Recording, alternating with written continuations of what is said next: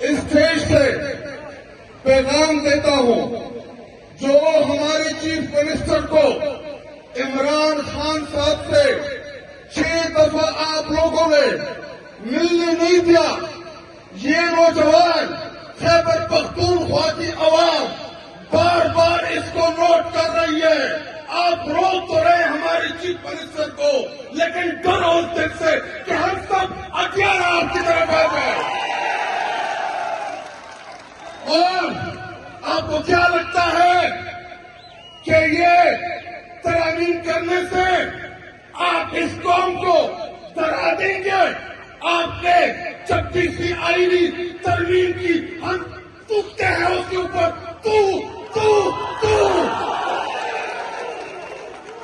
آپ نے 27ویں آئینی ترمیم، آپ نے 27ویں آئینی ترمیم ایکسٹینشن کے لیے، ایکسٹینشن لینے کے لیے کی۔ 27ویں آئینی ترمیم میں آپ کو استثناء ان لوگوں نے دیا جو خود چور ہیں، ڈاکو ہیں، لٹیرے ہیں، جنہوں نے میرے ملک پاکستان کو لوٹا۔ عمران خان آئے گا، آپ کی استثناء کی ایسی کی ایسی کر دیں گے۔ اور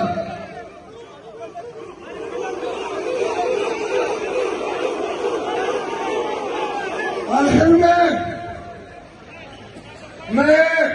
اپنے نوجوانوں سے مطالبہ بھی کرتا ہوں اور ایک گزارش بھی کرتا ہوں۔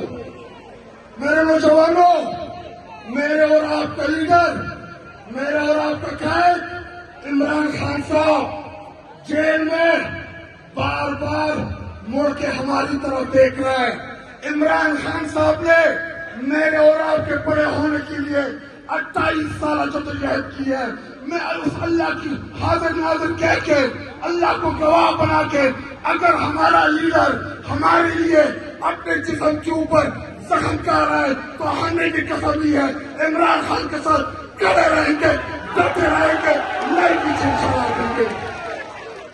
وہ ہمارے لیے جیل میں ان کی زوجہ بشرا بی بی جیل کے اندر ہے۔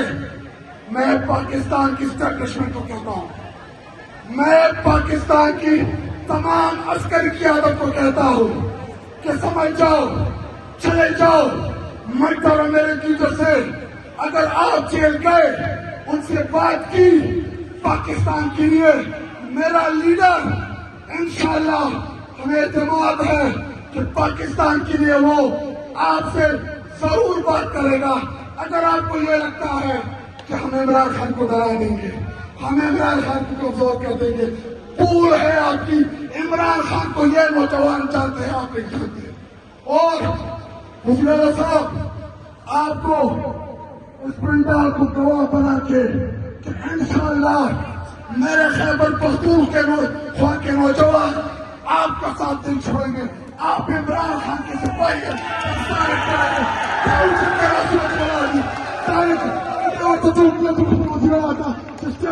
پتہ لگی چھٹائی آواز دیتے